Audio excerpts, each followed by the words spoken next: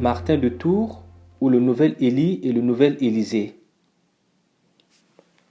Dans la biographie de Martin de Tours, écrite par Sulpice Sévère, la Vita Martini, il est rapporté deux événements de miracles, de vie redonnée à des personnes déjà décédées. La résurrection d'un catéchumène qui s'était joint à Martin dans son ermitage et la résurrection d'un esclave qui s'était donné la mort par pendaison. La résurrection d'un non baptisé et la résurrection d'un suicidaire. Ces deux événements sont rapportés dans les chapitres 7 et 8 de Vita Martini. Le récit de la résurrection du catéchumène est plus développé et plus détaillé que celui de la résurrection de l'esclave suicidaire. Mais les deux récits s'articulent en 5 phases. Parcourons le récit de la résurrection du catéchumène. Première phase. Situation de départ en termes de mise en contexte, présentation du personnage. Martin, un saint homme installé dans son ermitage, est rejoint par un catéchumène désireux d'apprendre ses règles de vie. Dit autrement, le style de vie mené par Martin attire vers lui un disciple. Que va-t-il se passer? Deuxième phase. Une situation problématique et dramatique se produit. L'état de santé du catéchumène se détériore. Il tombe brusquement malade, souffre d'épuisement. Tout va vraiment vite. Et comme si cela ne suffisait pas, le saint homme est absent. Et Sulpice écrit ceci. Or, justement, Martin était parti. Une autre complication donc pour le catéchumène malade. Il va devoir supporter son état d'épuisement en l'absence du saint homme. Tout de même, l'adverbe justement employé dans la phrase interroge. Comme si la maladie intervient quand le saint n'est pas là. Ou encore, comme si Sulpice voulait insinuer que la maladie, ne pouvant pas cohabiter avec le saint homme, a attendu qu'il soit parti pour se manifester. Ou encore, c'est justement quand le saint homme n'est pas là qu'une situation de détresse survient. Ou encore, et enfin, la sainteté de Martin ne s'accommoderait en rien avec quoi que ce soit qui cloue ou réduit l'homme. Plus encore, le drame de cet homme sera de décéder sans même être baptisé. Ce n'est pas anodin que ce détail est rapporté. C'est subtilement posé la problématique de la vie ou non après la mort pour les non baptisés. Qu'en sera-t-il du sort de ce catéchumène? Une préoccupation donc pour le biographe narrateur.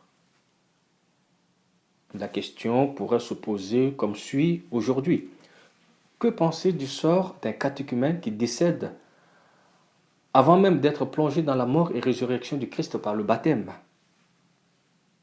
Quelle attitude adopter et quel traitement pour le défunt? En outre, Martin aussi de son côté est dans la peine. Une autre situation problématique. Il pleure. Il pousse des cris de douleur. Bien que saint homme, Martin demeure pleinement humain. Il a aussi des émotions qu'il exprime. Il manifeste sa tristesse devant des événements douloureux. Mais pleure-t-il davantage le fait que le catéchumène ne soit pas baptisé? La suite du texte nous le dira. En tous les cas, quelles actions accomplir dans cette situation? Troisième phase. Attitude ou action visant à résoudre la situation dramatique. La transformation de la situation de maladie, d'inertie, de mort, de tristesse et de douleur est située sur un double plan. Plan divin et celui humain. Comme d'un travail en commun de Dieu et de l'homme. Sous la mouvance de l'Esprit Saint, Martin s'étendit sur les membres inanimés du frère défunt. Sous l'inspiration du même esprit, il se redressa. Les actions transformatrices à proprement parler ne relèvent pas de l'initiative propre de Martin.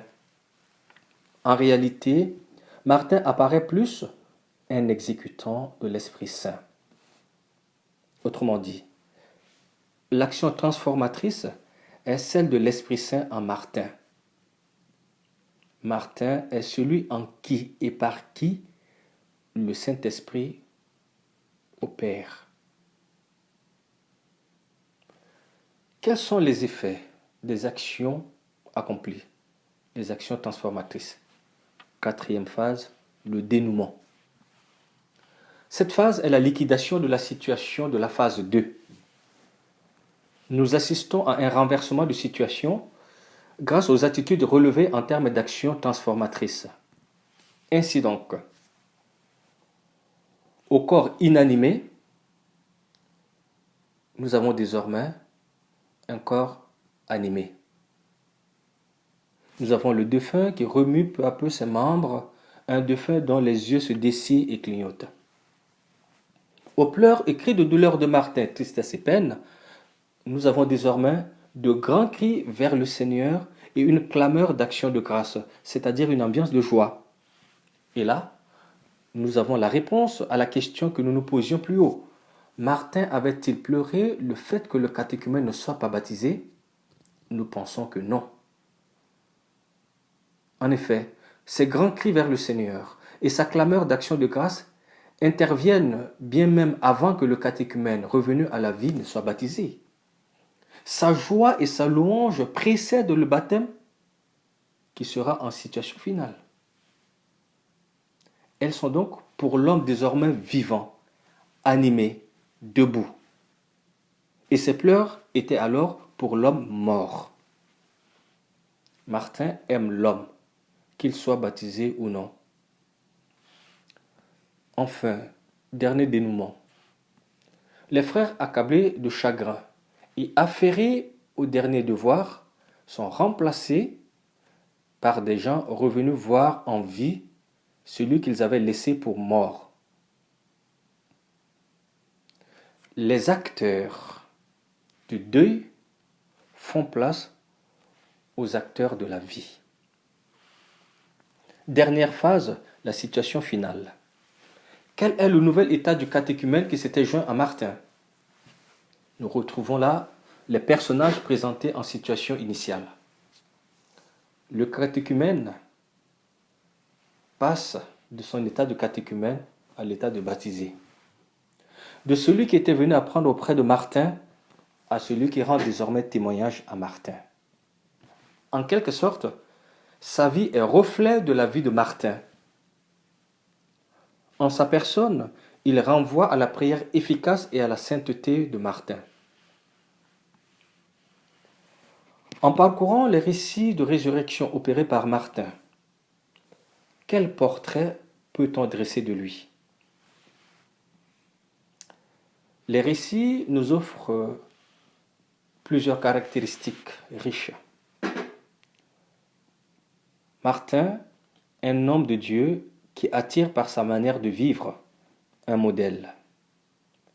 Un homme de Dieu dont l'absence auprès d'un tiers peut s'avérer problématique, nécessité de sa présence permanente. Un homme comme tous les autres, plein d'émotions, qui ressent douleur et tristesse, mais aussi qui est capable de laisser éclater sa joie devant des événements heureux. Un homme docile à l'Esprit de Dieu, qui se laisse guider, qui obéit. Un homme de prière et d'espérance, qui fait confiance. Un homme de sollicitude, qui ne reste pas indifférent à ce que vivent les autres. Un homme attentif, proche des autres, ouvert à leurs souffrances. Un homme qui ne juge ni ne condamne au nom d'une doctrine reçue. Un homme prompt à tendre la main pour aider l'autre à se relever. Le récit de la résurrection du catéchumène de Martin et de l'esclave qui s'est suicidé interroge notre pratique ecclésiale. Quelle est notre attitude ou notre positionnement ou encore notre accueil des personnes qui décèdent sans baptême, des personnes qui se suicident? Enfin, à la lecture de ces deux récits, il ressort qu'il y a un effort de la part de Sulpice sévère de mettre en parallèle Martin de Tours et les prophètes Élie et Élisée. De la sorte, l'agir de Martin ferait écho à celui des deux prophètes de l'Ancien Testament. Qu'il suffise de relever les éléments de similitude qui montrent ce parallélisme. Ces éléments se situent au plan des actions transformatrices. Les actions transformatrices d'Élie sur le fils de la veuve de Sarepta se trouvent dans le premier livre des Rois, chapitre 17, verset 21. Les actions transformatrices d'Élie sur le fils de la Shunamite se trouvent dans le deuxième livre des Rois, chapitre 4, verset 33 à 34. La lecture synoptique donne ceci. Élie s'étendit 3 fois sur l'enfant et invoqua le Seigneur. 1 Roi 17, 21. Élisée pria le Seigneur, puis il se coucha sur l'enfant et mit sa bouche sur sa bouche, ses yeux sur ses yeux, ses mains sur ses mains.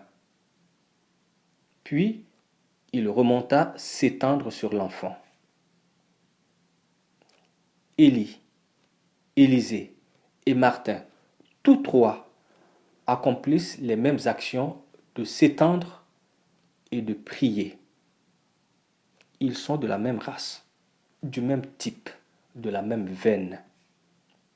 Or, les figures d'Élie et d'Élisée dans les deux textes des livres de rois signifient l'avènement du salut de Dieu au-delà d'Israël, le peuple de l'élection. Le salut est universel. Et le vrai Dieu, c'est le Seigneur, le Dieu d'Israël. C'est lui qui donne réellement la vie.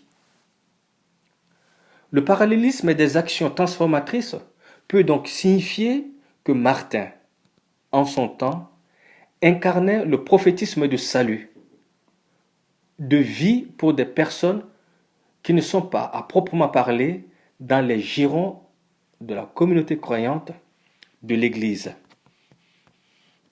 Martin était alors le nouvel Élie et le nouvel Élisée.